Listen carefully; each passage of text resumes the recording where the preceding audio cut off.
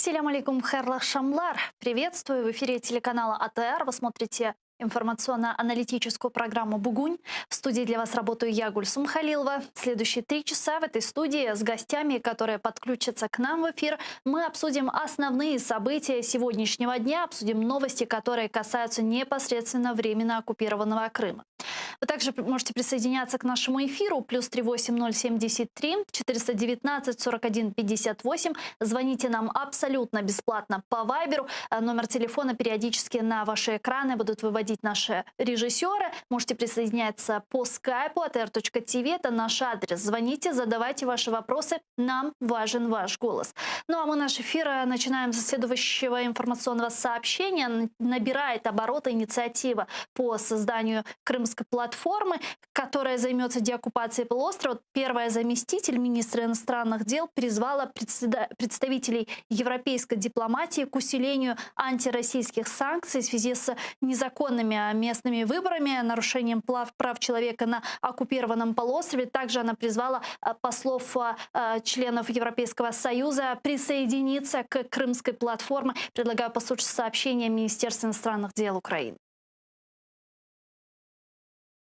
Перша заступниця міністра поінформувала партнерів про актуальну ситуацію в тимчасово окупованому Росією Криму. Вона відзначила, що найбільш гострими проблемами є, зокрема, порушення прав людини, норм міжнародного гуманітарного права, згортання свободи слова та релігійних свобод, расова дискримінація, мілітаризація, загрози свободі судноплавства в Чорному та Азовському морях, а також безпекові виклики більш широкому регіону Середземномор'я і Близького Сходу. На продовження обговорення питання Кримської платформи у різних форматах у Брюсселі перша заступниця міністра представила партнерам деталі цієї концепції та запросила їх держави приєднатись до її діяльності.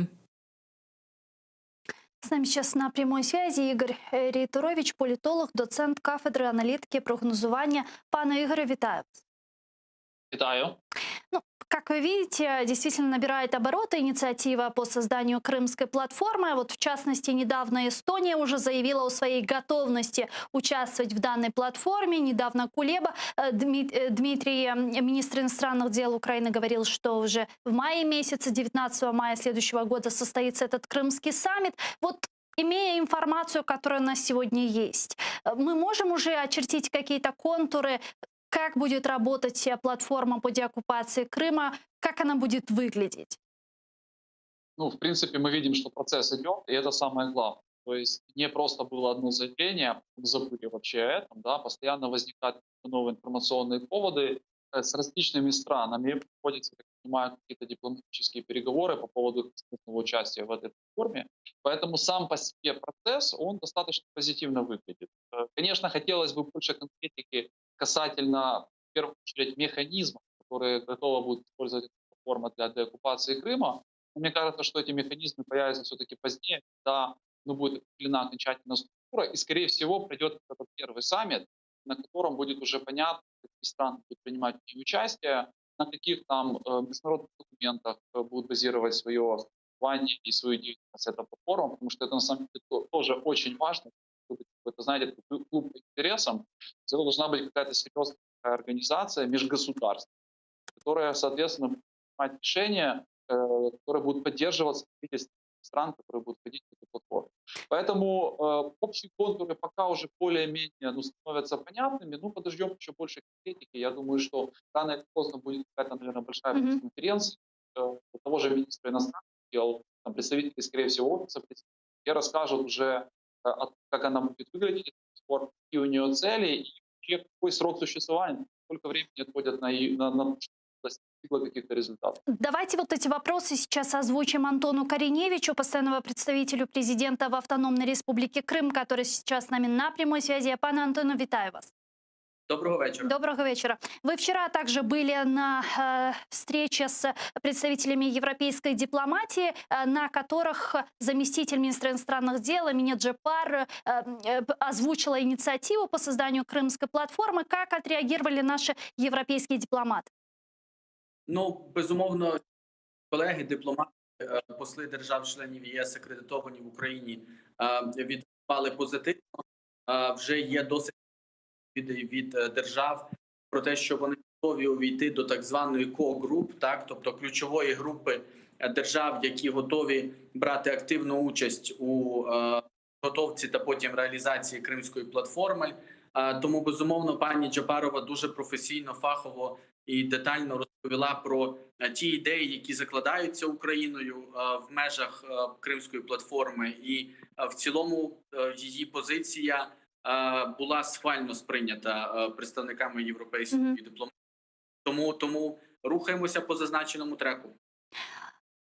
Какая цель у крымской платформы? Это инструмент деоккупации полуострова или что-то другое? Ну, це, ви знаєте, досить явище, яке можна охарактеризувати в багатьох площинах. По-перше, це інструмент деокупації, а саме міжнародний майданчик, який має забезпечити постійну увагу до питань Криму з боку міжнародного товариства.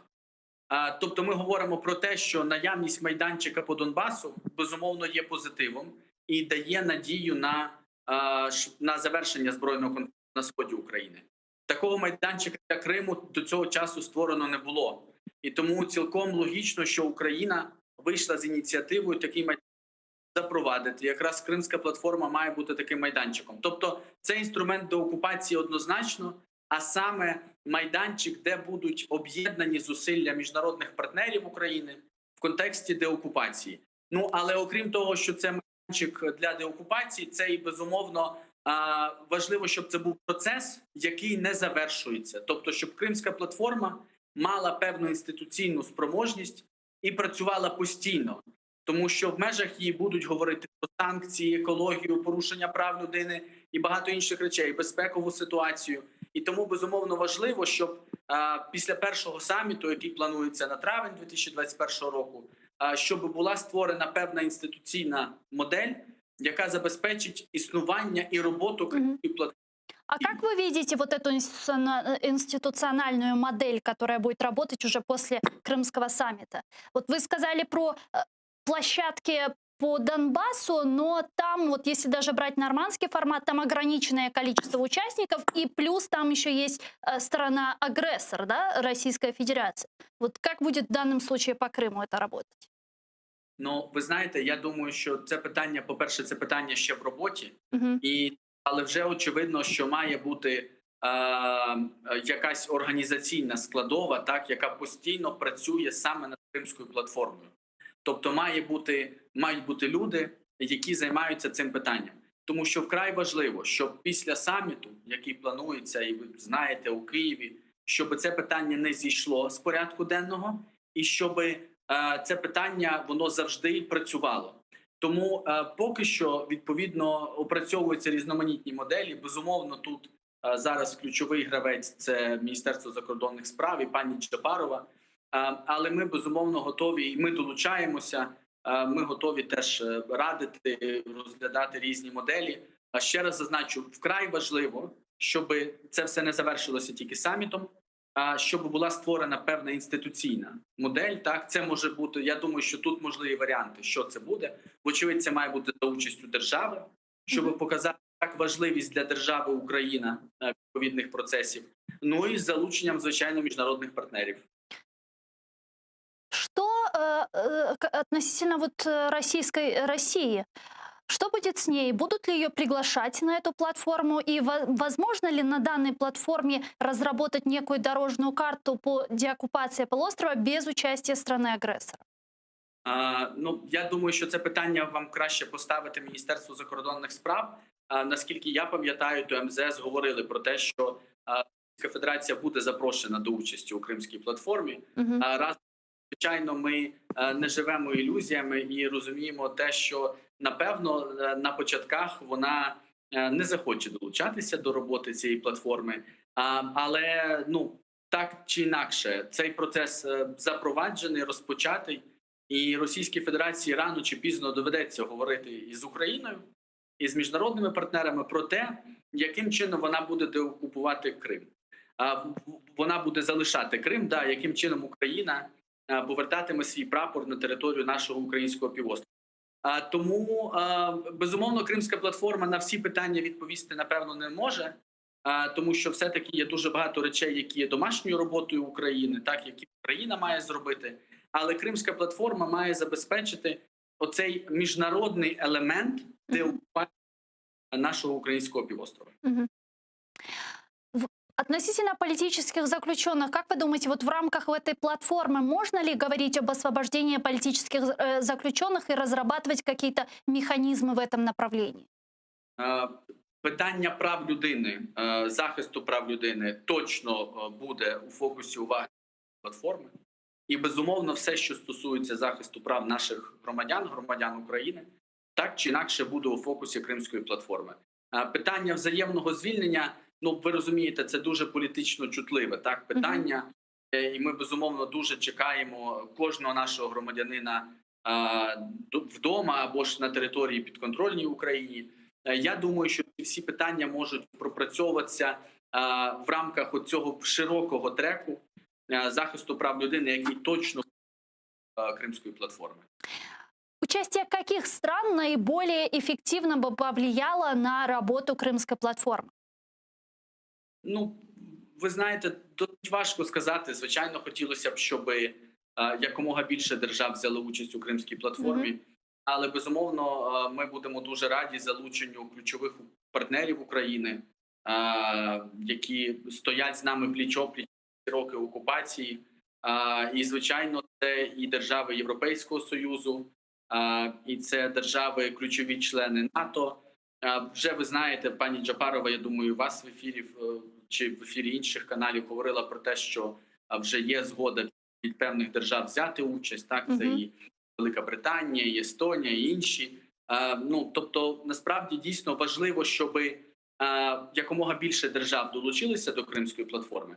Але що ще більш важливо, напевно, на цьому етапі, щоб значна кількість держав увійшли до цієї ко-груп, так, ключової групи, яка буде це все опрацьовувати з самого початку.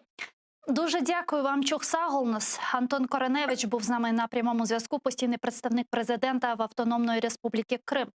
Пане Ігоре, относительно вот этой институциональной модели, о которой говорил Антон Кореневич уже после Крымского саммита, который планируют провести в 2021 году в мае месяце, вот что мы можем увидеть? Какая это может быть модель?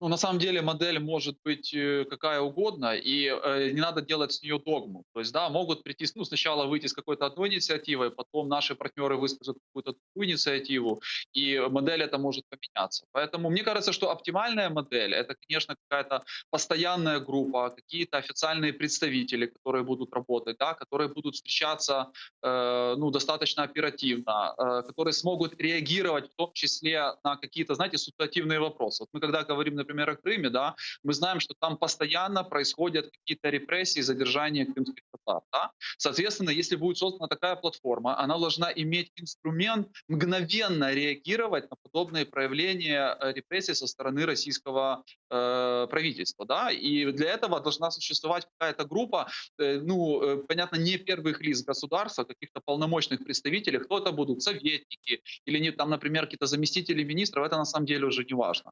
Этот вот момент, он на самом деле должен быть в первую очередь какая-то рабочая группа, которая будет заниматься решением таких вопросов. Ну и время от времени там, конечно, будут проводиться какие-то встречи на уровне, например, глав государств, они будут делать какие-то заявления и, ну, двигаться уже в соответствии с теми заявлениями, теми приоритетами, которые будут определены.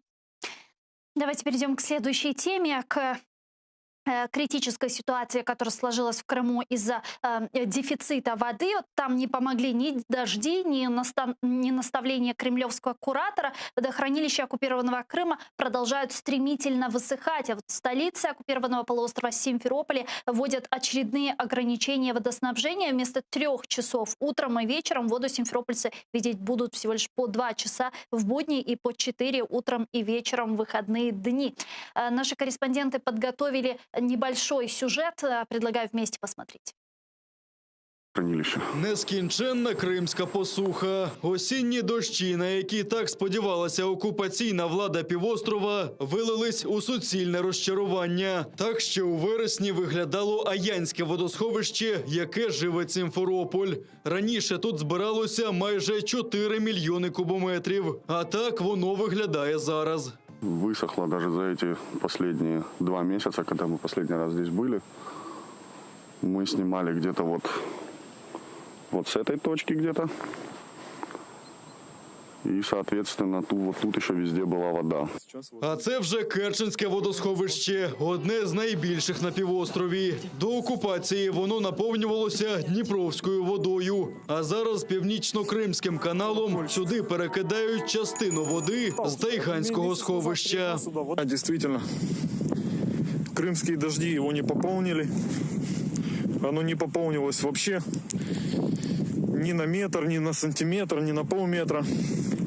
Оно только вода еще больше убавилась. И стало еще хуже. Воды стало еще меньше. Така ж ситуація в усіх 28 кримських водосховищах. До перекритої після окупації дамби на Північно-Кримському каналі додалася ще й небувала посуха. Для порятунку спраглого півострова у Москві виділили вже 50 мільярдів рублів. Замінити Дніпровську воду хочуть підземною. Знайшли плани ще радянських часів, де хотіли розробляти Бештерек-Зуйське джерело в Сімферопольському районі. Тут планують вирити 5 свердловин і до квітня перекинути воду до Сімферополя. Тепер довбають землю під водогон.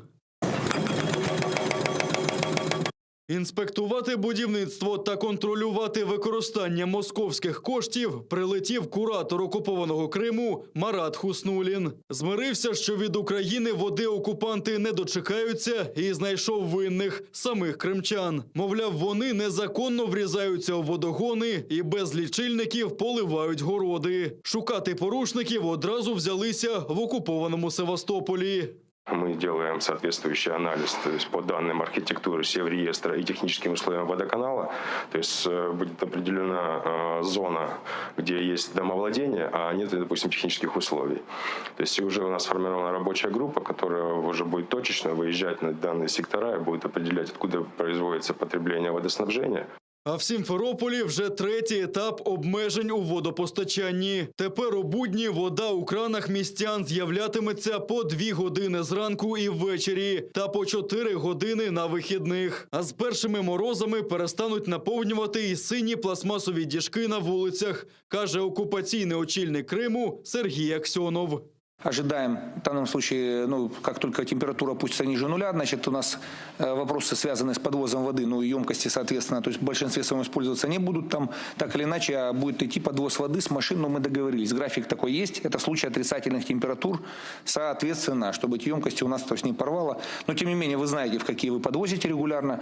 У нас было около 10 емкостей, в которые вода подается регулярно, остальные по звонкам непосредственно председателя МКД. Вже майже 3 місяці воду за графіком отримують у Сімферопольському, Бахчисарайському районах та столиці Криму. Підземні джерела виснажилися на півночі півострова. А з кінця вересня водопостачання обмежили жителям Алушти, Партеніта та Малого Маяка. Окупаційний глава Криму Сергій Аксьонов заявив, що такі обмеження можуть тривати до кінця наступного року. Владислав Стужук, Заман, АТР. Пане Игорь, что думаете относительно тех мер, которые предпринимают сегодня оккупационные власти, начиная от инициатив по опреснению морской воды, заканчивая бурением артезианских скважин? Это на самом деле не новые инициативы, они достаточно давно о них говорят. Я не сильно верю, к сожалению, для крымчан, конечно, в первую очередь, что эти инициативы могут быть реализованы, хотя, с другой стороны, Россия должна нести полную ответственность за то, что происходит на оккупированной территории. Выход, на самом деле, с этой ситуации может быть гораздо проще, чем он кажется сейчас. Да? Для этого надо просто минимизировать расходы воды, а они огромные, на содержание тех военных баз, которые были в Крыму и которые создали, со времени, скажем так, оккупации. И тогда жители не будут по часу, по два получать эту воду. Ситуацию, ее до конца, конечно, не исправишь, потому что определенная зависимость, конечно, Украины, она присутствует, но, по крайней мере, она не будет такой критической, которая она является, ну, по состоянию на сегодня. Кстати, вот обратите внимание, в российских СМИ ни слова нет про то, что какие-то претензии выдвигают там военным, что они куда-то врезаются, они что-то делают. Хотя мы прекрасно понимаем, что они этим занимаются, никого не спрашивая, поскольку, ну, там, для флота, например, пресной воды надо достаточно. Поэтому это тупиковая история. Все те меры, которые предлагает Россия, они не исправят ситуацию. И если этот год еще кое-как смогли вот как бы пройти, да, то в следующем году вот эта, ну, экологическая, в том числе, катастрофа и гуманитарная катастрофа, шансы на нее существенно увеличиваются. Давайте подключим к нашему эфиру аналитика Крымсос Евгения Ярошенко, который с нами сейчас на прямой связи. Пане Євгене, вітаю вас. Доброго вечера. Доброго вечера. Вот по вашим данным, по вашей информации, насколько действительно критическая сегодня ситуация с водой на территории оккупированного Крыма? И вот если говорить о тех мерах, которые сегодня предпринимают оккупационные власти, насколько они устойчивы? Да, я бы этот вопрос на две части разделил. Сначала касательно того, насколько серьезная ситуация. Проанализировав мнение ведущих экспертов, можно сказать, что в Крыму с пресной водой острого дефицита нету. То, что мы сейчас видим, это результат того, что те ресурсы пресной воды, которые есть в Крыму, они неравномерно распределены. Например, в Ялте такого дефицита нету, в горных районах можно справлять, но если можно удовлетворять нужду в питьевой воде, но если двигаться к Симферополю и на север, ближе к Армянску, то там действительно ситуация критичная. То есть это требует многих капиталовложений для того, чтобы все эти трубопроводы соединить, починить и так далее. Но есть острый дефицит воды, которая нужна в хозяйственных целях. Ее действительно не хватает, поскольку без Северокрымского канала экономика Крыма, сельское хозяйство не жизнеспособны. И вот здесь действительно возникает дефицит. Что делает Российская Федерация для того, чтобы это как-то улучшить? В октябре уже на уровне правительства РФ был принят план действий по ликвидации, по обеспечению водоснабжения Крымского полуострова. И там было предусмотрено 14 разных мероприятий с общим бюджетом почти 50 миллиардов рублей. Там мероприятия разного характера. Одно из них — это, например, ремонт труб. Да, это полезная деятельность, но она призвана для того, чтобы сократить потери воды из-за транспортировки из одного конца полуострова в другой. Но это глобально не решает проблем. Второе — это выкачка подземных источников. Здесь колоссальный экологический вред, потому что почва становится все менее и менее родючей, приспособленной для выращивания чего-то. И это также приводит к тому, что пресные источники истощаются, и вместо них появляется засаливание водных подземных истоков. Грозит ли Крыму в таком случае экоцид? Ну, мой аккуратный прогноз такой, что, к сожалению, грозит. И даже так можно сказать, если мы доживем до того момента, когда Крым будет деоккупирован, то одной из крупнейших проблем, с которой столкнется правительство Украины, будет как раз решение колоссальных экологических проблем. Насколько, вот если учитывать вот тот план действий, который сейчас вот в России разрабатывают, который вы озвучили выше, вот насколько Крым дорого сейчас обходится оккупантам, дорого обходится России?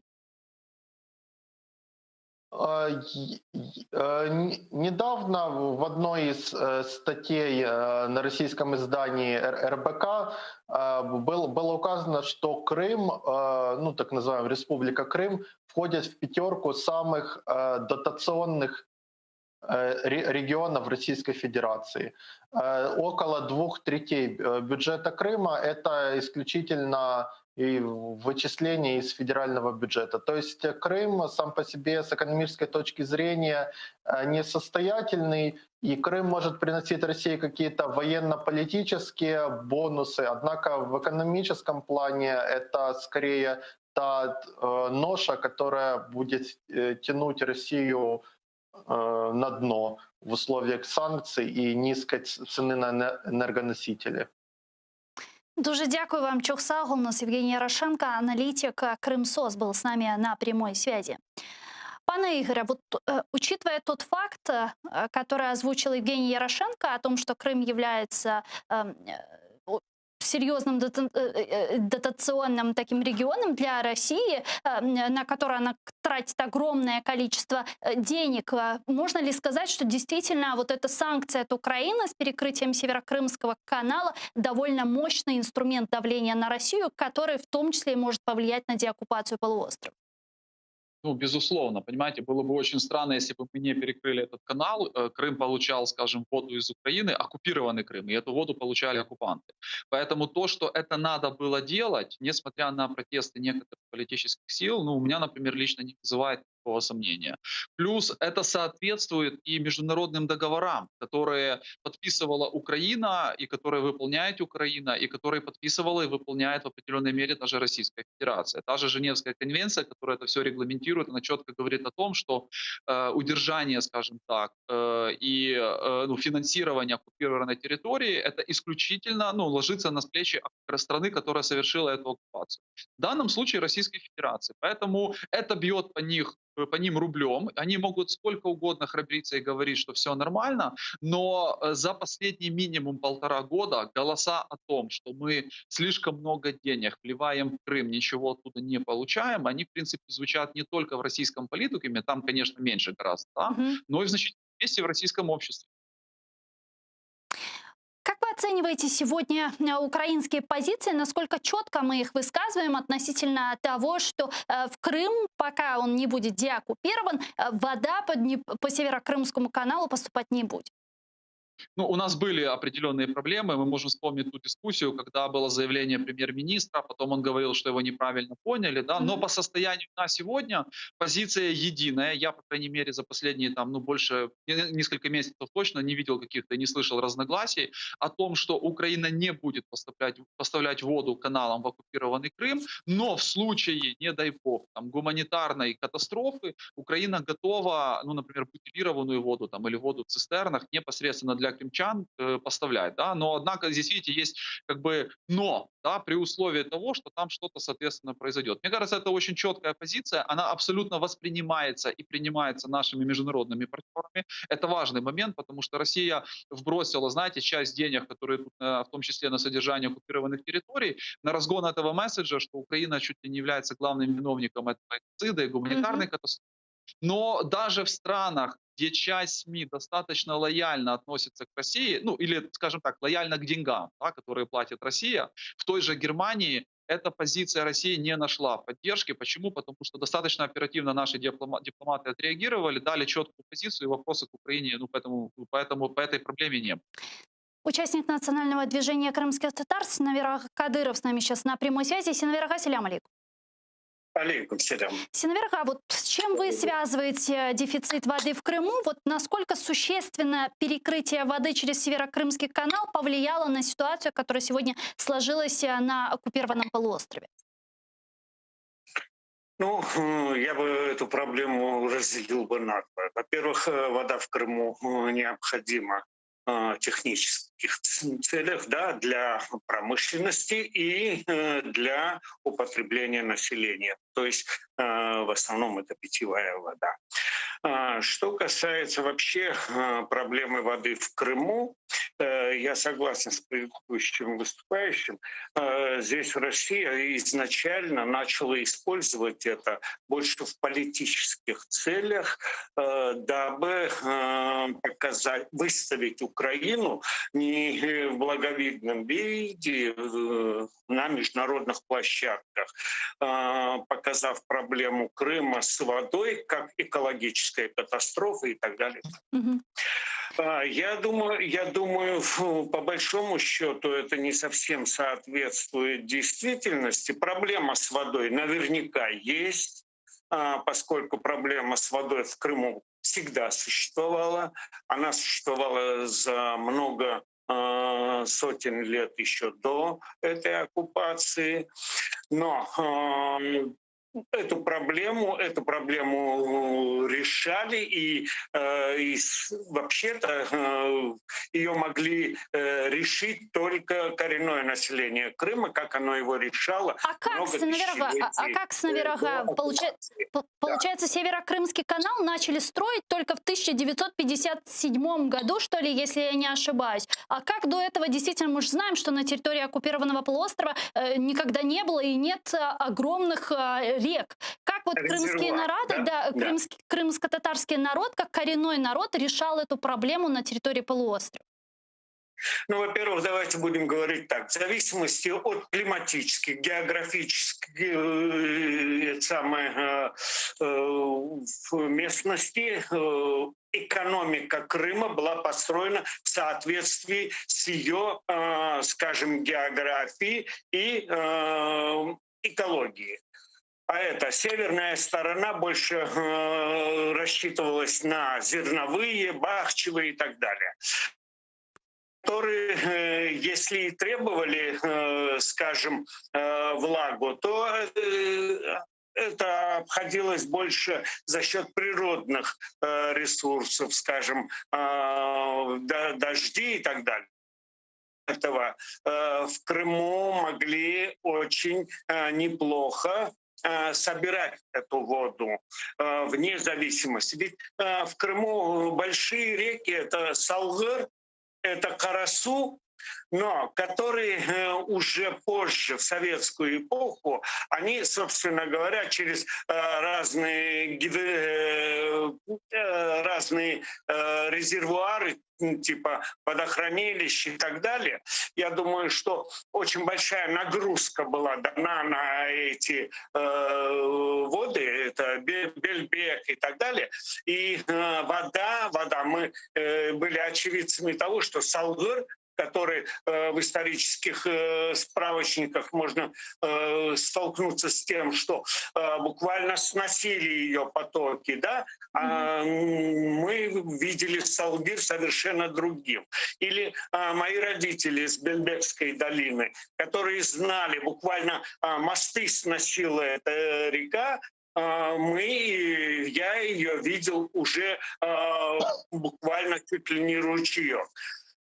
Кроме того, крымские татары проблема Крыма, она еще заключается, знаете, не только в том, чтобы собрать воду, сохранить ее, но ее эффективно использовать.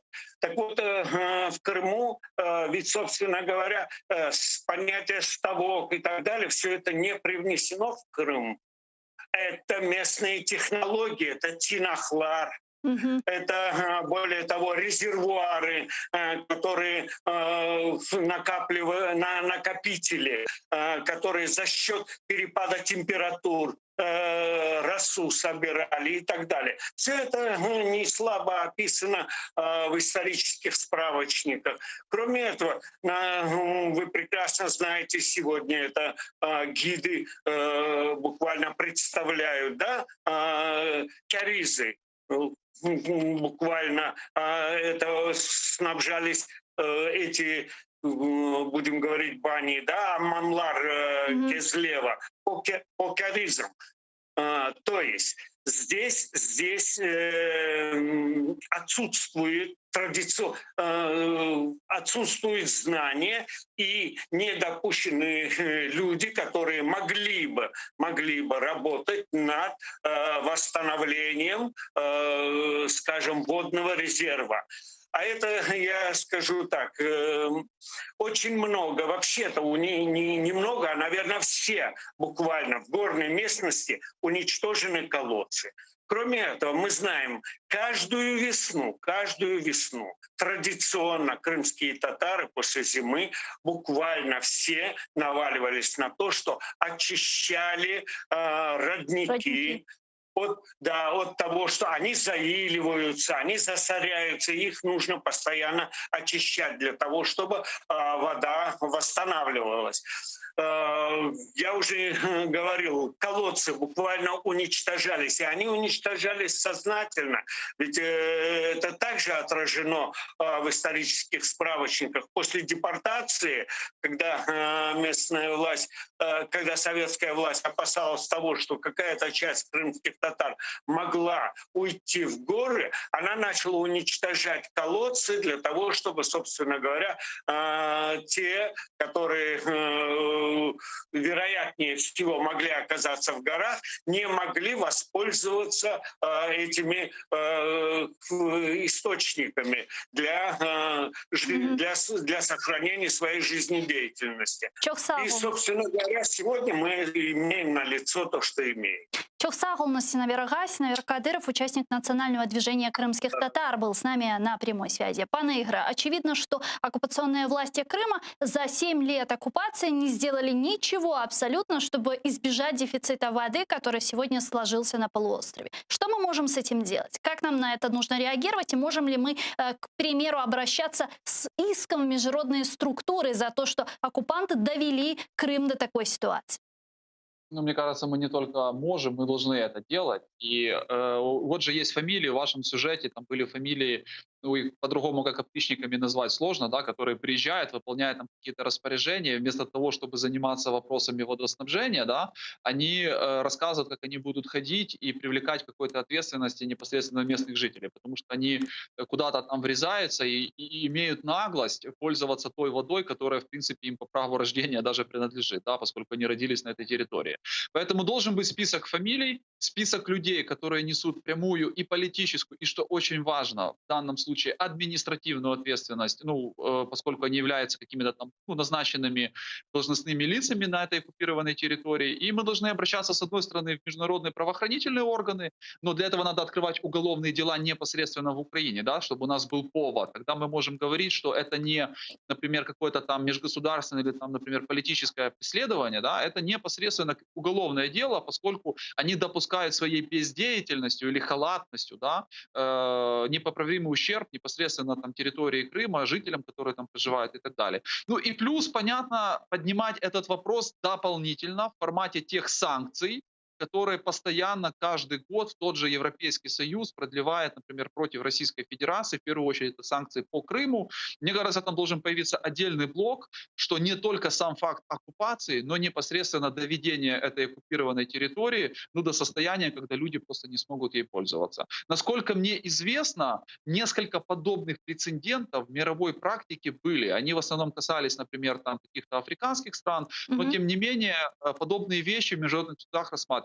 Поэтому на этом можно сосредотачиваться. Вот мы говорили про Крымскую платформу. Мне кажется, отдельное внимание вот этой проблеме платформа в том числе должна уделять. Плюс, смотрите, нам это очень выгодно еще с какой точки зрения. В том же Европейском Союзе или в других странах огромное внимание уделяют экологии. А здесь непосредственно экологическое преступление. Вот на это надо бить, и мы здесь еще поддержку каких-то международных общественных организаций, очень влиятельных, можем получить. Давайте перейдем к следующей новости. Сегодня общественная организация «Крым Айлесы», «Крымская семья» провела презентацию проекта «Образовательный курс «Крымские татары. История, культура и искусство». Результатом работы историков и деятелей культуры стало первое учебное пособие «История Крыма и крымско-татарского народа», изданное на 2 языках, украинском и крымско-татарском, образовательная онлайн-платформа с циклом лекций, курсом видеоуроков по истории, культуре и искусству крымских татар. Соавтор данного учебника, историк Гульнара Бекирова с нами сейчас на прямой связи. Гульнара Ханым, салям алейкум. Алейкум салям. Гульнара Ханым, мне посчастливилось приобрести эту книжку. Очень красивая обложка, очень приятная на ощупь. Над содержанием я уже буду работать поздно вечером. Планирую прочесть книгу. Ну вот как сегодня прошла презентация? Расскажите, что, собственно, какой период истории охватывает данный учебник? Гульсум Ханум, я думаю, что сегодня ну вот праздник не только у тех людей, кто работал над этой книгой. Я говорю совершенно ответственно об этом, потому что сегодня произошло событие общеукраинского масштаба, и я понимаю, что сегодня в Украине очень много проблем, и, возможно, даже многие и не заметят это событие, но на самом деле оно действительно очень значимо. Почему? Потому что сегодня в истории крымско-татарского народа, Украины и даже мировой цивилизации впервые вот издана такая книга, такой учебник истории Крыма и крымско-татарского народа, что называется, самой вот начальной точки, и здесь и этногенез, и история Крымского ханства, история государственности крымских татар всех периодов, буквально вот до последних дней, до последних событий. Чрезвычайно тяжелая была ответственная работа. И я хочу поблагодарить, конечно, организацию Крым АЛС, которая ну вот меня и инициировала этот проект, и меня пригласили, и других историков, и, конечно, Украинский культурный фонд, который его поддержал, этот проект. Я думаю, что мы ну вот пока еще не до конца осознали, насколько это важно, но я скажу буквально несколько слов. Почему это важно? Мгм. Ну, прежде всего, потому что уникальность проекта в том, что ну вот в 2014 году, когда Крым стал де-факто российским, стало выходить, россияне действительно вкладывали очень много средств, чтобы издать в том числе не только историю, ну, написанную по их версии, историю Крыма, но и историю, в том числе и различные там версии различных авторов истории крымских татар. Это тоже нужно сказать, потому что это очень важный пропагандистский момент, и, надо сказать, россияне вкладывали в это средство. Но единственной, может быть, книги такой основательной, какой не было, это вот как раз вот этой книги. История Крыма и крымско-татарского народа для детей, для учителей, то есть написано доступным, популярным, понятным языком в помощь учителям, для школьников. Причем мы очень много работали над стилистикой проекта. Действительно, вы верно заметили, книга очень хорошо. Ну, я говорю, конечно, об этом, ну, как человек, который причастен к созданию проекта. Может быть, это не очень скромно прозвучит, но мы действительно много работали над оформлением книги. Ну, это правда. Да, я скажу с особой гордостью, что все-таки нам помогали люди в Крыму. Мы не можем, я не имею права называть их фамилии, имена, но я благодарна, я пользуясь возможностью, я хочу поблагодарить наших коллег в Крыму за то, что они помогали иллюстрациями. Ну, в общем, значительная, львиная доля вот этой самой работы сделана в Крыму. Для нас это очень важно, это говорит о том, что в Крыму у крымских татар вот и материковой части, и крымских татар в Крыму, ну, совершенно нет вот какого-то антагонизма, мы по-прежнему вместе, и я очень рада, что ну, вот эта работа состоялась, я подчеркиваю, это не только событие для нас, для авторов, для организации, даже для Украинского культурного фонда, но и для всех крымских татар, потому что книга издана на украинском языке, книга издана на крымско-татарском языке, она будет размещена в PDF. И уже, насколько я знаю, уже ведутся переговоры о том, чтобы издать книгу на английском языке. И уж это, конечно, сделает книгу действительно ну, таким определенным ну, прорывом, если угодно, на, что называется, вот, мировую арену. Ну, и это, в общем, очень действительно значимое событие, которое, ну, вот из-за того, что множество всяких проблем, перипетий в сегодняшней Украине, не все, может быть, об этом знают, но на самом деле это очень важное событие. Сейчас книга выпущена тиражом в 500 экземпляров, если я не ошибаюсь, вы меня поправите. Где можно будет приобрести эту книгу? Гульсум Ханум, значит, 500 экземпляров на крымско-татарском, 500 экземпляров на украинском. Мгм. Тираж некоммерческий. Книга, ну, для тех, кто очень остро хочет с ней ознакомиться, она будет размещена в режиме PDF.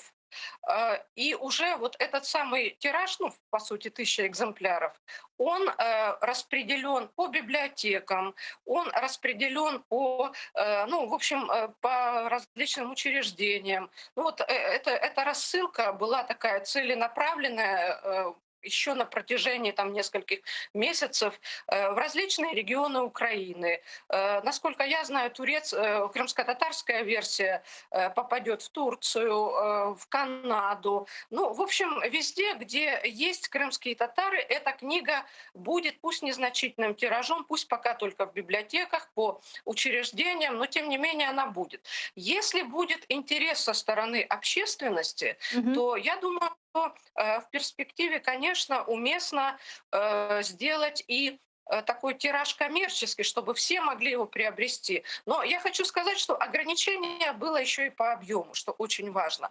То есть в книге, если вы заметили, 200 страниц. Да, всего лишь 200 200 страниц. страниц Да. для учебника, да. Для учебника это немало, но это и немного.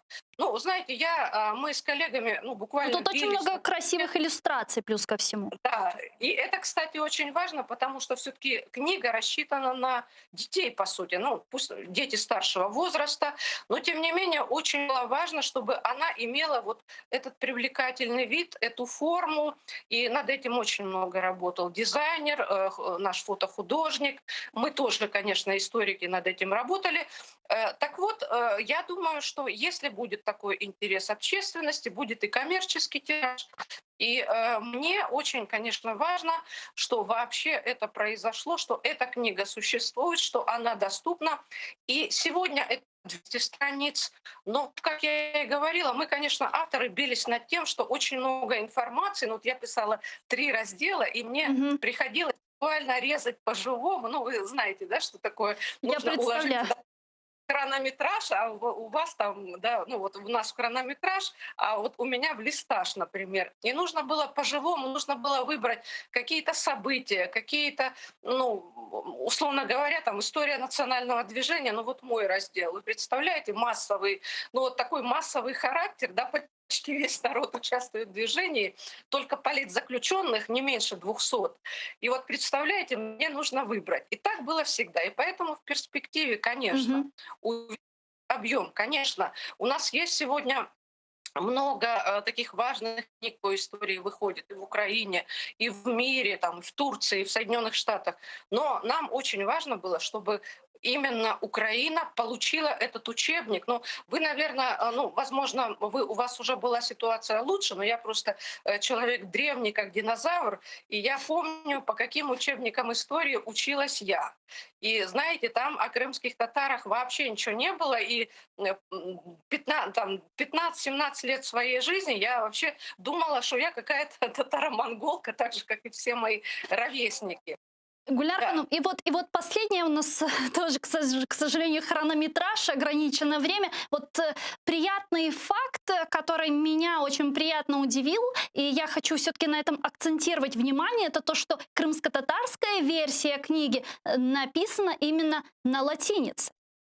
Да, это открывает ну, для этой книги, ну вот мне кажется, весь, ну условно говоря, да, не хочу сказать там слово «западный мир», да, ну вот вы язык очень хорошо знаете, вы понимаете, что крымско-татарский язык на кириллице и крымско-татарский язык на латинице — это, ну что называется, совершенно 2 большие разницы. Безусловно. То есть вот эта крымско-татарская версия на латинице открывает историю крымских татар для всего мира.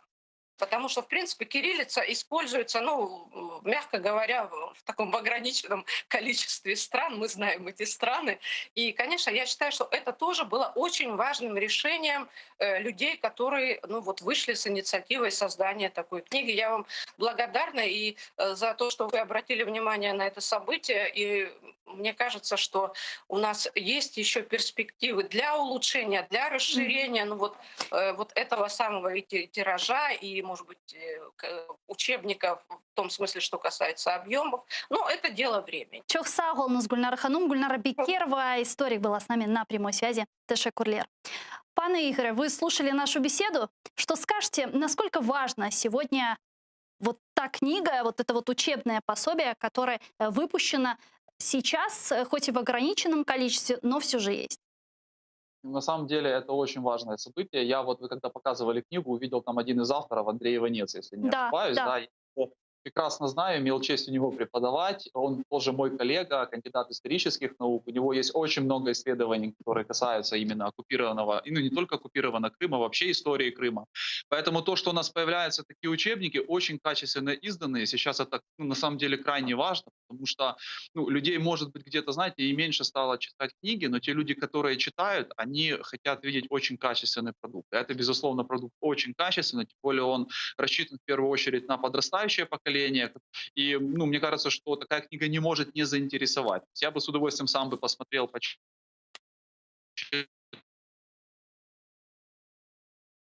Алло.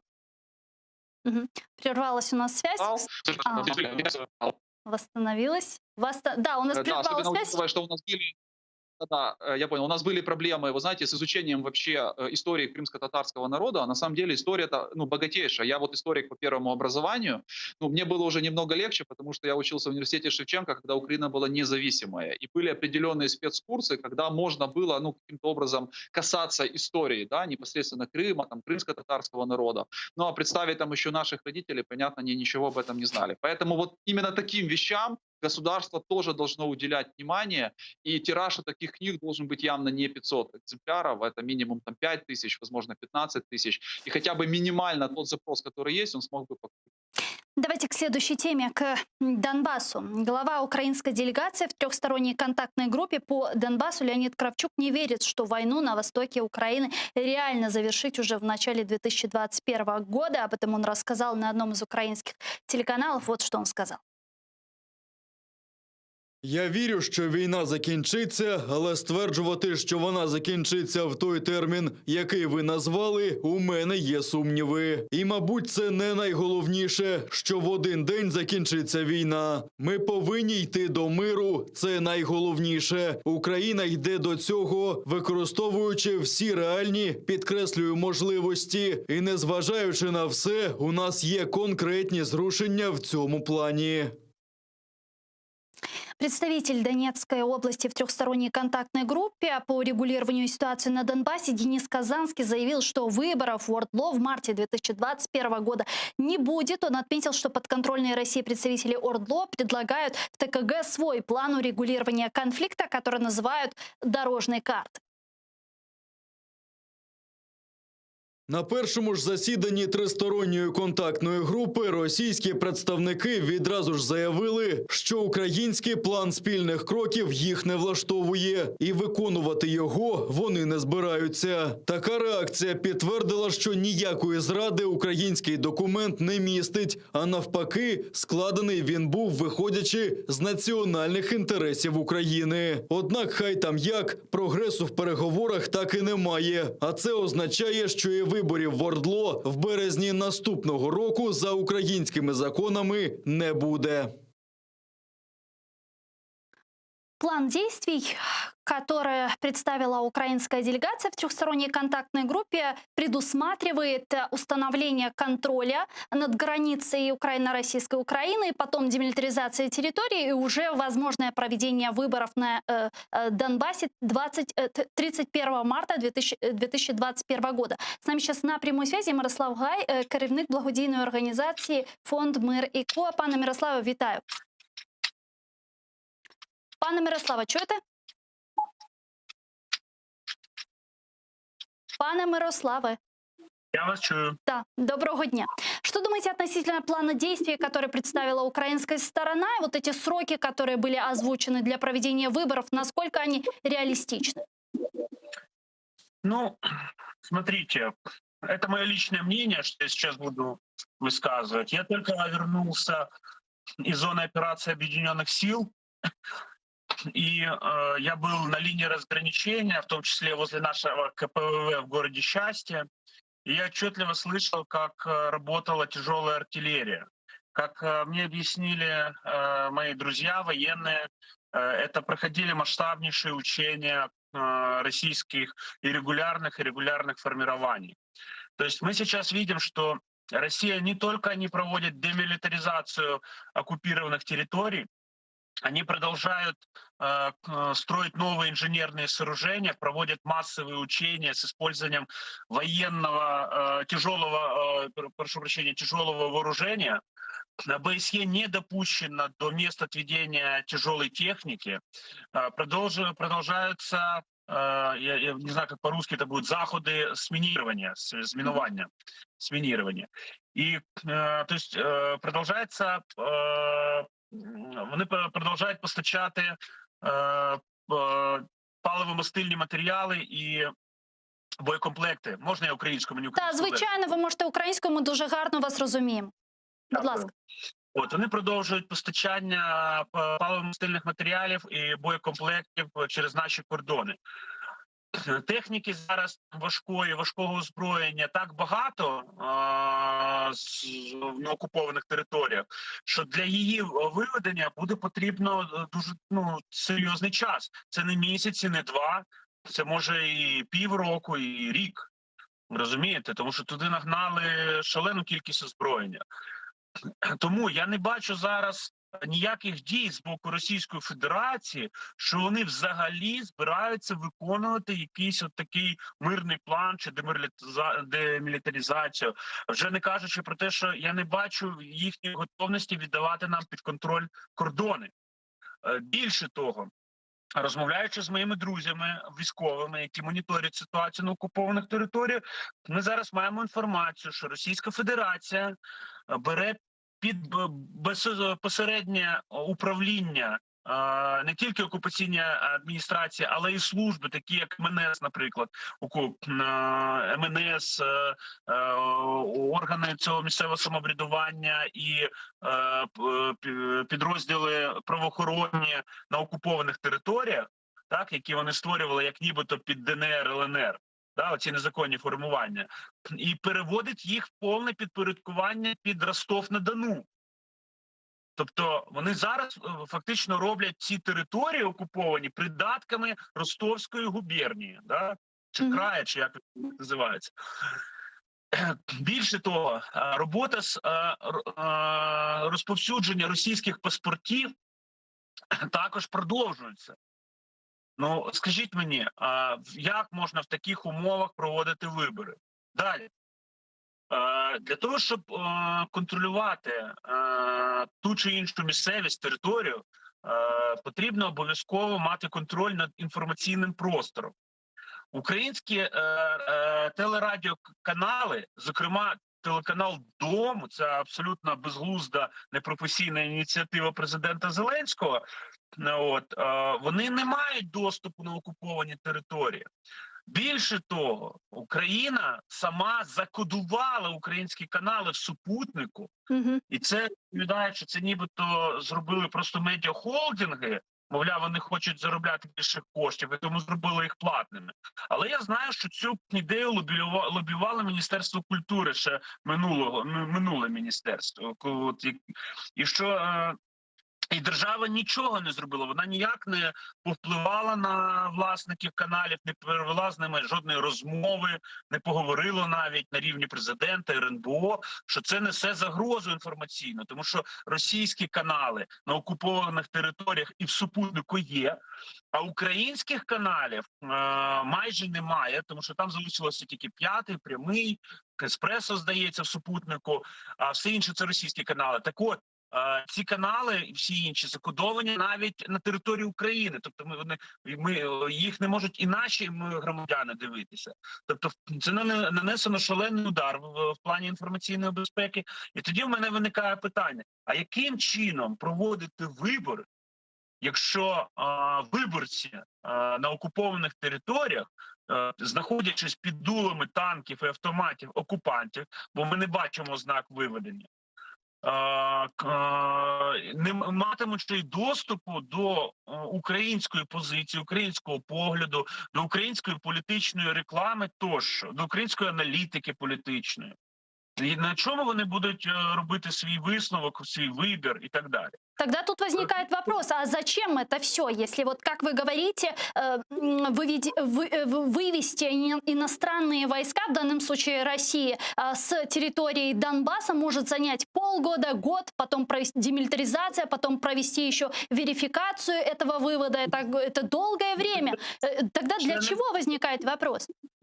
Це ще не все, почекайте ще. Окрім цього, ОБСЄ кожного тижня звітує про те, що окупанти продовжують заходи змінування. Тобто територія не розміновується, а навпаки створюються нові мінні загородження. Я розмовляв з своїми, я не є вибухотехніком, я не є фахівцем з інженерної справи, але я, слава Богу, маю можливість порозмовляти з фахівцями з інженерної справи, які займаються питаннями розмінування. І вони кажуть, що та кількість вибухових пристроїв, які були накопичені з обох боків, ми ставили міні-загородження, вона настільки велика, що розмінування повне Донбасу забере не 10 років.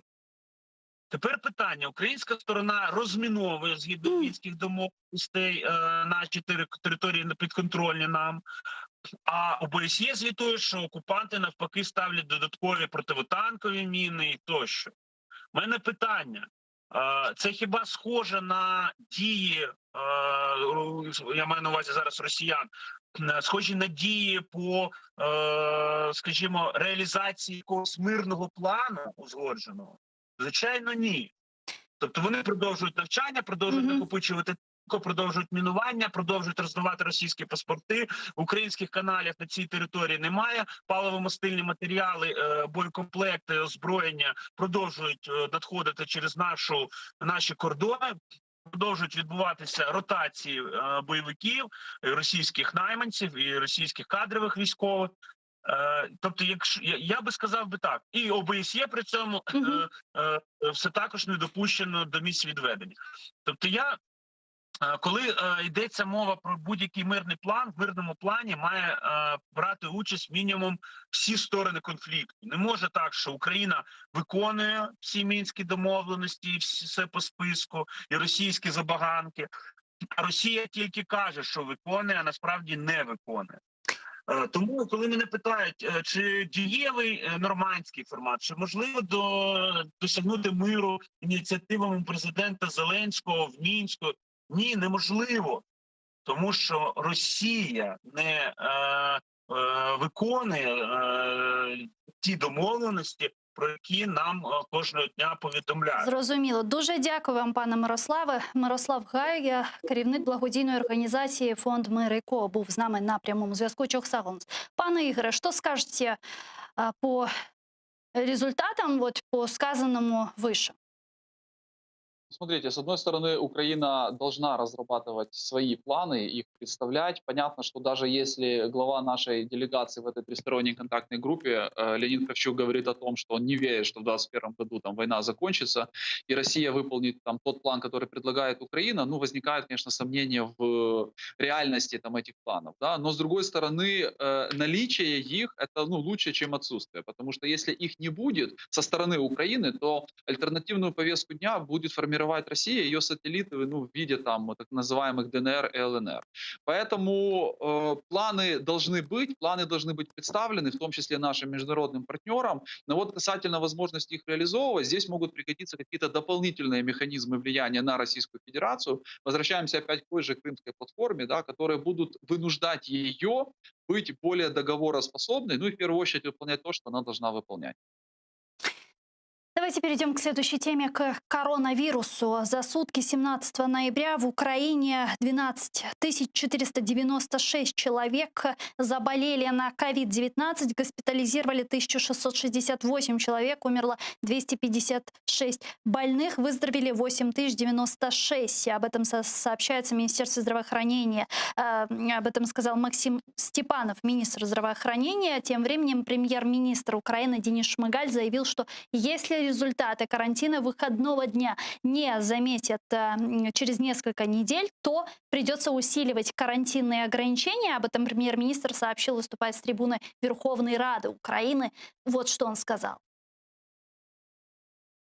Основне завдання карантину вихідного дня – це зробити так, щоб ми вийшли на плато за кількістю захворілих. Тобто зафіксувати її на цифрах не більше 11-12 тисяч випадків на день. За найближчі 2 тижні ми повинні побачити його перші результати за умови дотримання абсолютно всіх правил. Якщо цього не станеться, тоді ми почнемо готуватись до більш жорстких карантинних обмежень. Пане Игоре, есть ли смысл в карантине выходного дня? В Вот по карантине человеческим вашим ощущениям. Нет, нету смысла абсолютно никакого, и не только по человеческим ощущениям, но и по тому, что говорят экономисты и говорят представители разных политических сил. Смотрите, то, что мы там в понедельник имеем статистику меньше, чем, например, в пятницу, обусловлено исключительно тем фактом, что у нас в воскресенье закрыты все лаборатории, которые занимаются тестированием. Вот и все. Поэтому полный локдаун, давайте говорить откровенно, он безальтернативен для Украины. И все страны европейские, по большому счету, сейчас опять возвращаются к этому варианту. Чем быстрее кабинет министров это признает, и чем быстрее он скажет дату начала этого локдауна, тем больше будет, и лучше будет, скажем так, для бизнеса, поскольку у него будет время хотя бы к этому подготовиться. А по все другие механизмы, инструменты, которые сейчас пытается использовать правительство, они не сработают. Для того, чтобы сбить волну, надо разорвать эту цепочку. За 2 дня в неделю с 7 это сделать невозможно. За 3 недели сделать можно. Я слышал уже предложение сделать этот локдаун непосредственно на те рождественские новогодние каникулы, то есть минимум 3 недели взять. Да? Это нанесет минимальный ущерб и бизнесу, и в принципе граждане смогут побыть дома, и у нас уменьшится количество зараженных. Но для этого Кабмин должен уже сейчас про это говорить, готовиться к этому локдауну, и искать деньги на поддержку бизнеса, чтобы бизнес полностью не разорился. Народный депутат Украины, фракция «Европейская солидарность» Яна Зинкевич с нами сейчас на прямой связи. Пани Яна, витаю вас. Прервался, к сожалению, у нас телефонный звонок с Яной Зинкевич. Попробуем еще раз ее набрать. Народный депутат Украины, фракция «Европейская солидарность». Вроде уже на связи. Пани Яна, витаю вас. Алло. Чуєте? Пані Яна, вітаю вас. Доброго вечера. Доброго вечера. Почему стремительно растет количество заболевших на коронавирус?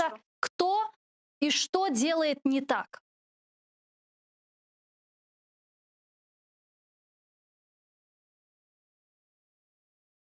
Дійсно, ми повинні розуміти, що в нас ще не досягнуто піку захворюваності. Ми можемо його лише трішки призупиняти, але, на жаль, тих дій, які роблять уряд і робить Міністерство охорони здоров'я, недостатньо, або ці міри є не такі якісні, як повинні бути, і тому все ж поширення відбувається достатньо швидко. Какие бы меры сейчас были наиболее эффективны в борьбе против распространения коронавируса? Что предлагает, возможно, ваша фракция в парламенте, чтобы разрешить эту ситуацию и предотвратить рост заболевших? Дійсно, пріоритет, який повинен бути насамперед, це вчасне тестування, вчасне виявлення хворих та їхня ізоляція та, відповідно, тестування контактних. Тому що навіть, до прикладу, вам наведу, я місяць тому знову хворіла коронавірусом, список контактних осіб у мене навіть ніхто не взяв, тому що вже немає ресурсів для того, щоб відслідковувати усіх контактних осіб. Что думаете относительно полного локдауна? Возможно ли введение? Пойдет ли на это кабинет министров?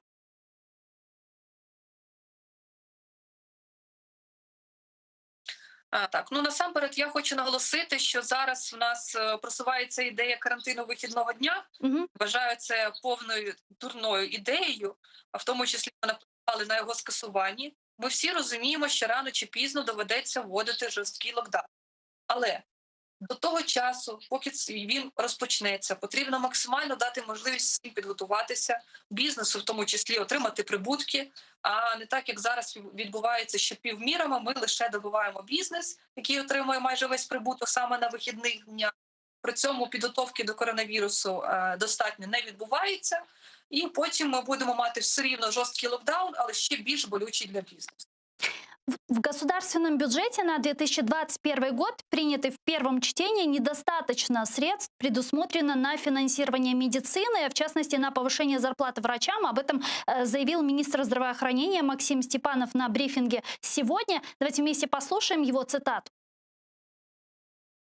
Ми готові доповісти за кожну гривню, яку ми запрошуємо. Зараз триває бюджетний процес. Тих коштів, які закладені в першому читанні на медицину, виходячи з наших розрахунків, їх недостатньо. Ми маємо велику надію, що наші народні депутати під час розгляду бюджету в другому читанні внесуть відповідні правки, які дозволять профінансувати медицину на тому рівні, на якому вона потребує. Це наша життєва необхідність. Ми вже цього року побачили, що таке недофінансування медицини. Пані Яна, действительно ли недостаточно средств предусмотрено на финансирование медицины в бюджете на 2021 год? Если да, то почему так сложилось и что с этим можно сделать?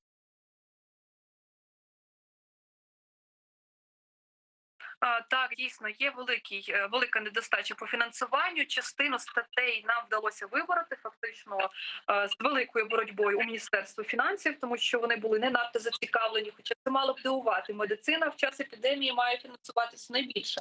Але я хочу звернути ще увагу на одне.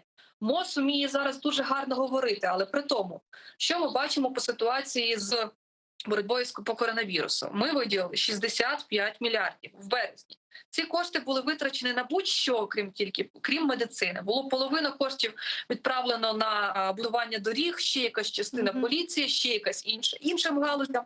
Ну, тобто повний абсурд. І буквально позавчора у нас був Комітет охорони здоров'я, на якому ми заслуховували в тому числі голову НСЗУ. НСЗУ – це Національна служба здоров'я України. Фактично, ця служба якраз оплачує лікарням пакети по різним захворюванням, в тому числі по коронавірусу. Так от, що нам сказав керівник цієї служби пан Віленський, що на цей рік вже є недостача по тих коштів, щоб вони оплачували пакети майже чи 7, чи 8 мільярдів на цей рік. Що говорити про наступний? Навіть в наступному році фактично немає окремої статті, передбаченої на боротьбу з коронавірусом. Я не знаю, що там собі уявляє влада і чим вони думають, але бюджет просто катастрофічний. Ми голосували проти нього і не збираємось його підтримувати. Дуже дякую вам, Яна Зінкевич, народний депутат України, фракція «Європейська солідарність» була з нами на прямому зв'язку. В Крыму также складывается критическая ситуация с распространением коронавируса. За прошедшие сутки зарегистрировано 211 случаев коронавирусной инфекции, в том числе 38 случаев с бессимптомным течением заболевания. Об этом сообщил оккупационный глава Крыма Сергей Аксенов. Если верить этой статистике, конечно же, вот что он сказал, давайте его послушаем.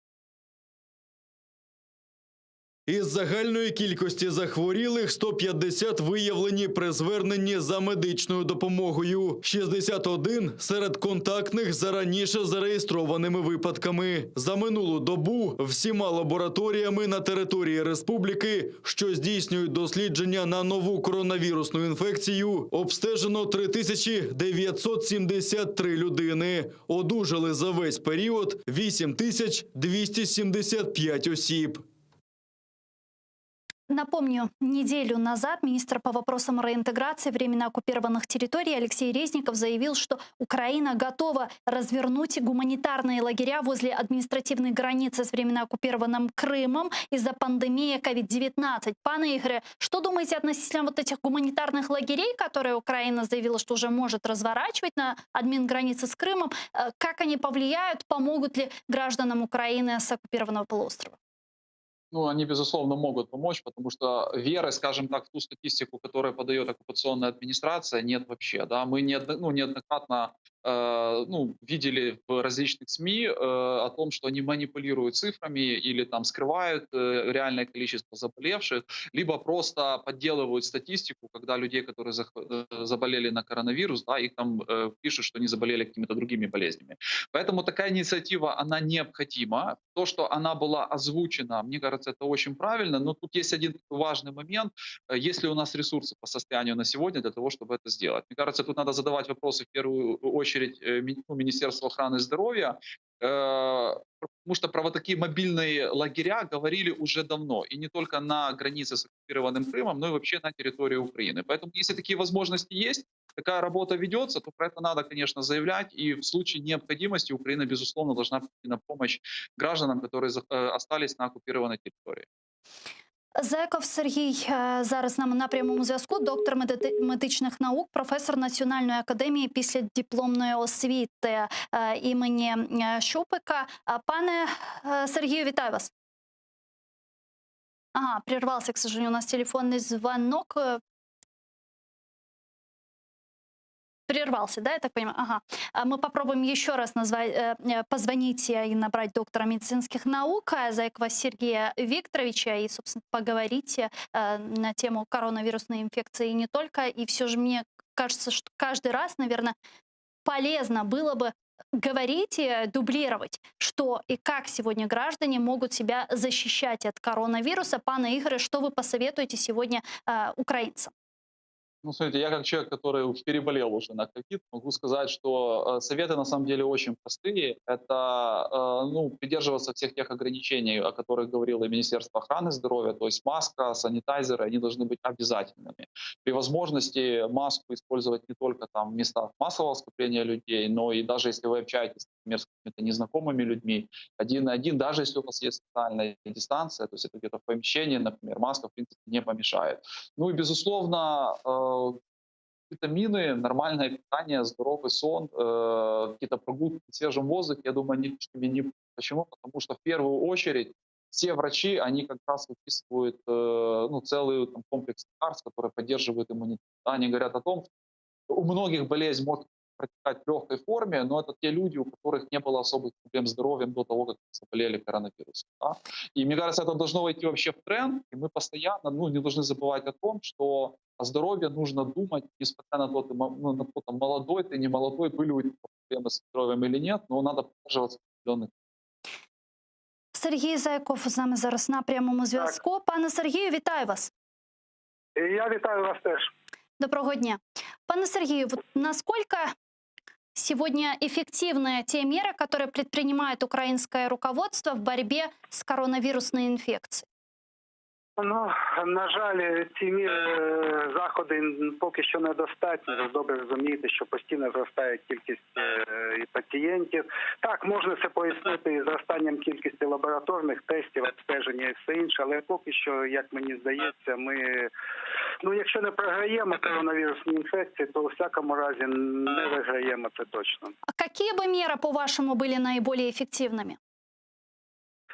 Ну, як на мій погляд, то це дійсно вимога і для населення. Просто все ж таки і соціальне дистанціювання, і носіння масок. Ну, ніхто ж це не відміняв. Але бачиш, на вулицях і транспорті ситуація бажає кращого. Ну і те ж саме стосується і відвідування масових заходів. На жаль, все ж таки це має місце. Давайте продублируем для наших зрителей еще раз. Мне кажется, каждый раз уже говорить об этом полезно и правильно. Вот какой патогенез этого заболевания коронавируса и насколько оно контагиозно? Все ж таки ми з вами говоримо про основний шлях поширення інфекції – це повітряно-крапельний. Тому дійсно носіння масок, я вважаю, що вкрай важливо. Такій ситуації. Ну, в меншому ступені це контактний шлях поширення, має на увазі через предмети і все інше. То тому все ж таки слід і користуватися дезінфікуючими засобами. Дуже дякую вам, пане Сергію. Сергій Заяков був з нами на прямому зв'язку, доктор медичних наук, професор Національної академії післядипломної освіти.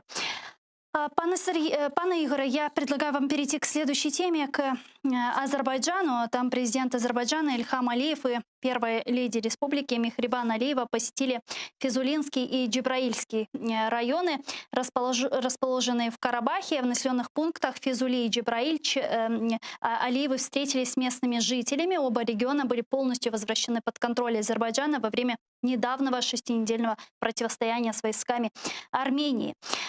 Вот что сказал Ильхам Алиев.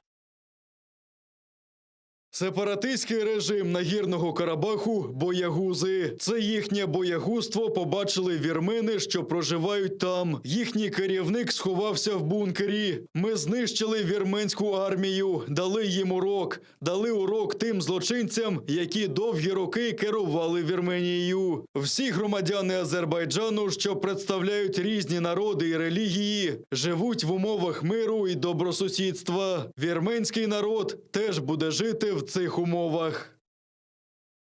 Уже на территории Нагорного Карабаха размещены российские миротворцы. Вот что думаете по поводу миротворцев? Насколько можно говорить о том, что российские военные принесут туда мир? Смотрите, во всем этом конфликте в Нагорном Карабахе как раз больше всего выиграла Россия, потому что она, с одной стороны, не поддержала своего союзника по военному блоку Армению, но с другой стороны смогла ввести действительно своих миротворцев не просто на территорию Армении, но и на территорию Азербайджана. Потому что там, где они сейчас стоят, в международных договорах, это территория, которая принадлежит именно Азербайджану. И то, что это определенная бомба такого, знаете, замедленного действия, ну, я думаю, это ни у кого не вызывает сомнений. У нас есть подобная история, хотя не настолько трагичная, которая была, например, в Молдове и Приднестровье, да, теперь такая же история будет на территории Нагорного Карабаха. И то, что Россия в будущем может, скажем так, использовать этот инструмент для того, чтобы влиять на те процессы, которые будут происходить в регионе, ну, мне кажется, это ясно как бы для всех, кто непосредственно в этом регионе задействован, для той же Армении или для того же Азербайджана. Единственное, что может как бы спасти в будущем ситуацию, это то, что в силу каких-то внутренних процессов у России просто не будет желания или возможности вмешиваться вот во все эти конфликты, которые есть на постсоветском пространстве, и играть в этих конфликтах, в принципе, определяющую роль. Потому что тут же дело не только в Украине или оккупированном Крыму. Мы можем посмотреть, что на всех бывших советских республиках, где были какие-то конфликты, там обязательно присутствует Российская Федерация. Она считает себя глобальным игроком, но в данном случае это не столько глобальная игра, сколько желание просто сохранить какой-то хотя бы рычаг влияния на Армению, там, на Азербайджан, ну и не показать, конечно, Турции, что Россия уже не имеет такого влияния, как она имела, скажем, ранее, там, до вот этого конфликта, который буквально недавно закончился. Многие эксперты говорят о том, что как раз-таки больше всего в этой всей ситуации выиграла Турецкая республика и укрепилась в Закавказье. Ну, Турция, безусловно, получила существенные преимущества, потому что, в отличие, например, от той же России, она выступила однозначно на стороне своего союзника. Да? То есть турецкий президент говорил о том, что мы поддерживаем Азербайджан. И, опять-таки, смотрите, с точки зрения международных документов, Турции не может быть никаких вопросов, как и Азербайджану, потому что это территория, которая официально принадлежит именно Азербайджану. Поэтому Турция показала, что своих она не бросает, что она готова их поддерживать. И она показала, что, в принципе, она такой партнер, которому можно доверять. Россия в этом плане информационно, прежде всего, она, безусловно, проиграла. Турция, кроме вот информационного какого-то момента, получила еще и непосредственно возможность там, для усиления своего влияния на все те процессы, которые происходят в регионе. И она, ну, как минимум, уже серьезный региональный игрок, который где-то на одном уровне стоит с Россией. Ну, в перспективе, возможно, и игрок такого более глобального масштаба. Ну и помимо всего прочего, мне кажется, Россия также продемонстрировала своим союзникам, даже тем же членам ОДКБ, что она ненадежный сотрудник, партнер, ненадежный союзник, и если это не в ее выгодах, она может, извините за жаргон, кинуть своего союзника. Ну, абсолютно. То есть это такой вызов даже тому же Казахстану, Кыргызстану, Узбекистану и так далее. Не, ну если у них какие-то, знаете, наивные ожидания в отношении России сохранялись, то, по идее, вот этот конфликт, он должен был эти ожидания разбить в пух и прах. Почему? Потому что Россия АДКБ использует только тогда, когда это выгодно ей. Да? То есть рассказывает, что это какая-то альтернатива НАТО, что мы будем поддерживать союзников и так далее. По факту она не сделала абсолютно ничего. Хотя я думаю, что какие-то рычаги влияния, по крайней мере, в начале этого конфликта у нее были. Но она этого не сделала. Я не знаю, по каким причинам, не исключая в том числе и определенную боязнь даже как бы военного плана, потому что, понимаете, миф там о силе российской армии, ну, это достаточно условный миф. Да? Или миф там о геополитической мощи. Например, если мы берем тот же Черноморский регион, то тот же флот Турции, ну, гораздо мощнее всего того флота, который Россия имеет на Черном море. То, что они там новороссийские в Крыму сейчас строят какие-то базы, рассказывают о том, что они будут там доминировать, но это все смешно, потому что эта проблема решается там несколькими залпами с территории Турецкой Республики по этим базам. И вот в данном конфликте Россия еще больше показала, что если вести себя уверенно, иметь за собой поддержку как бы других международных партнеров и поддержку в виде международных договоров, очень сложно что-то этому противоставить, даже такой стране, как Азербайджан, который, конечно, один на один с Россией тягаться не может. Какой вывод мы должны сделать для себя, как Украина, у которой тоже есть оккупированные территории? Ну, а мы вывод должны сделать, на самом деле, очень простой. С одной стороны, мы не можем проводить прямые параллели между той ситуацией, которая там, и той ситуацией, которая у нас здесь, да. Но с другой стороны, что показал Азербайджан? Он показал, что всегда надо быть готовым к военному, в том числе, решению проблемы. И сильная армия, и, скажем так, единство народа вокруг цели возвращения оккупированных территорий, это на самом деле очень важно. Вот у армян было единство касательно того, что не отдадим, у них не было сильной армии, соответственно, они проиграли. Поэтому простой вывод для Украины: то, что мы развиваем и поддерживаем свою армию, должно сохраняться и в будущем. Это должно быть приоритетом. Это не отменяет дипломатического пути решения проблемы, он у нас приоритет. Но в любой момент вы должны быть готовы, в том числе и использовать какие-то другие механизмы, ну, в том числе такого силового плана. Азербайджан очень это хорошо показал. Я думаю, что это урок не только для Украины, на самом деле это уроки для многих там европейских стран о том, что время долгой дипломатии, там же тоже был свой Минский процесс, своя Минская 30 группа. лет, Да? конечно. Да, 30 лет. Я думаю, что мы к такому процессу на 30 лет не готовы. Азербайджан тянул столько, мы, в принципе, можем это сделать гораздо быстрее. Но для этого надо понимание и нужен консенсус в середине страны, с чего мы хотим и на что мы делаем ставку. Дуже дякую вам. Спасибо большое, Чокса. Голнас Ігор Рейтерович, політолог, доцент кафедри аналітики і прогнозування, був з нами на прямому зв'язку. Тем временем Генеральная ассамблея Великого национального собрания Турции согласовала предложение президента Реджепа Таипа Эрдогана отправить военных в Азербайджан. Об этом сообщает государственное агентство Турции Анадолу. Поддержали такое решение как и правящая, так и оппозиционная партия. Только представители Демократической партии народов выступили против данной резолюции, говорится в сообщении. Давайте послушаем фрагмент этой резолюции. Місце спільного центру буде визначено Азербайджаном. У центрі діятимуть військовослужбовці, а при необхідності – цивільні фахівці. Робота центру буде спрямована на забезпечення миру і стабільності на Південному Кавказі в світлі кроків щодо забезпечення територіальної цілісності Азербайджану, що відображено і в відповідних резолюціях Ради безпеки ООН і ОБСЄ. Відправка військових до Азербайджану також відповідає національним інтересам Туреччини. Сегодня Российский Совет Федерации разрешил вводить миротворцев из России на территорию Нагорного Карабаха. Правда, постфактум уже об этом проинформировал сайт ведомства. Прошение об этом Совет Федерации направил президент России Владимир Путин. Давайте послушаем, что говорится там. Президент Росії подав до Ради Федерації пропозицію про ухвалення постанови щодо згоди на скерування в Нагірний Карабах із 10 листопада 2020 року військового формування Збройних сил РФ із необхідним озброєнням, військовою та спеціальною технікою. Постанову про використання Збройних сил Російської Федерації сенатори ухвалили одноголосно. Азербайджан с нами сейчас на прямой связи. Али Гаджизаде, политический аналитик. Алибей, селям алейкум. Салам, добрый вечер. Какие у вас новости? Что сейчас происходит в Нагорном Карабахе? Расположились уже российские военные там? Да, миротворцы в большинстве своем уже размещены, прибывает некоторая техника и уже небольшая часть оставшихся миротворцев, также саперы, врачи и так далее разворачиваются на этой территории. Организован транспорт для тех армян, которые покинули Хан-Кянди и которые хотят вернуться туда обратно. Кстати говоря, желающих не так много. Функционирует уже, значит, Лачинский коридор, который связывает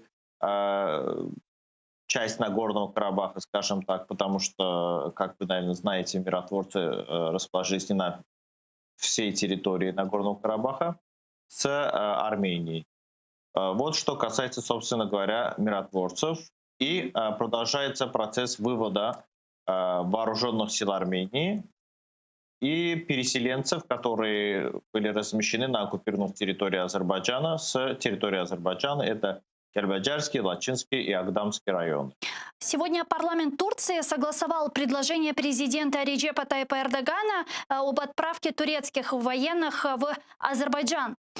Что думаете, когда уже турецкие миротворцы будут в Нагорном Карабахе? Я думаю, тут главный принципиальный вопрос то, что они тут будут. Это может занять неделю, 5 дней или даже месяц. Это уже не принципиально. Главное то, что принципиальное решение принято, юридически это оформлено. Остаются только технические вопросы. Я думаю, в скором времени они тут будут тоже решены. То есть это уже точная информация, потому что до этого мы слышали такие взаимоисключающие заявления от российской стороны, от турецкой стороны. Вот, к примеру, в России говорили, что в соглашении речь об участии турецких миротворцев в Нагорном Карабахе, совместное патрулирование с российскими, там речи об этом не шло.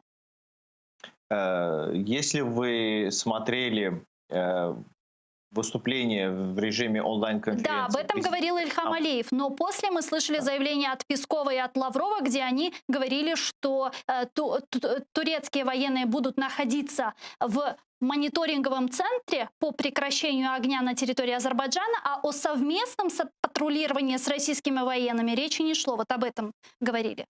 На данный момент турецкие войска будут участвовать в мониторинге, в том числе в техническом мониторинге, то есть посредством дронов. Возможно, на втором этапе они будут задействованы и как российские миротворцы тоже, то есть непосредственно для патрулирования. На данный момент, как вы знаете, вооруженные действия прекращены, и там не требуется, вот как, например, в Сирии или же в других местах, какой-то серьезной мониторинговой силы именно на земле, чтобы охватывала бы всю эту территорию и следила. Поэтому на этом этапе турецкие миротворцы они будут заниматься мониторингом. Для нас это, в принципе, нормальное решение. Если понадобится, то прибудут больше. Здесь никаких проблем нету. Несмотря, кстати, на всякие заявления. У нас вот в Украине много экспертов говорит о том, что российские миротворцы, ну, у нас в Украине для начала понимают, что российские военные миротворцы — это антонимы, и у нас есть все основания так полагать, так как Россия оккупировала наши территории. Вот нет ли у вас таких опасений, что российские миротворцы могут превратиться в оккупантов, как это было в 2008 в Грузии? Нисколько таких опасений нет, потому что Азербайджан сильная страна, стабильная страна, с сильной армией и с сильными спецслужбами. Каждая страна, которая имеет дело с такой страной, она понимает свои рамки, она понимает, что можно, что нельзя.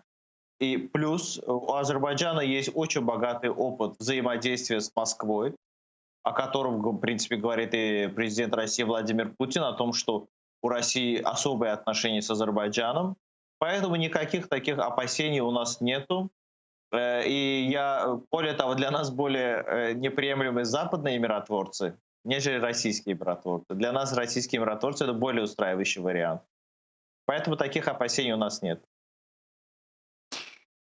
Вот много армян сейчас, которые бегут из регионов Нагорного Карабаха, разрушают свои дома, сжигают. Мы видим эти ужасающие видео, которые публикуют в телеграм-каналах, в фейсбуках. Вот Сейчас мы вывели как раз эти видео на экраны. Ранее это вот мы наблюдали в Кальбаджарском районе, и сейчас то же самое происходит в Агдамске. Гюсюм, это вот то, что вы показываете, это Кельбаджарский район. Да. Он не входил никогда в Нагорно-Карабахскую автономную область, как и Агдамский район. Они никогда не входили. Эти территории всегда были обычными районами Азербайджана. Что в советское время, что во время независимости. Они вот покидают вот эти вот районы. То есть это не Нагорный Карабах. Но все же зачем? Вот как вы себе это объясняете? Вот эти люди 30 лет говорили о том, что это их священная земля, а теперь они уничтожают леса, сжигают дома, зажигают школы. Более того, есть видео, это просто нельзя это видео показать по телевидению.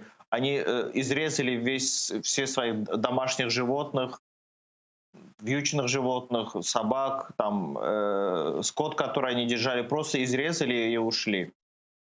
То есть я не понимаю, как это возможно, как возможно относиться так к земле, которой вы, как вы уверяли, что это ваша типа родина. Видимо, они все-таки понимали, что это не их земля, и когда-то придут хозяева, и им придется ее покинуть. Чохсагулна Салибей, Олег Аджизаде, политический аналитик из Азербайджана, был с нами на прямой связи. Я вынуждена, к сожалению, попрощаться. Буквально через несколько минут мы продолжим эфир информационно-аналитической программы «Бугунь» уже на крымско-татарском языке. Не переключайтесь, Коршкенч.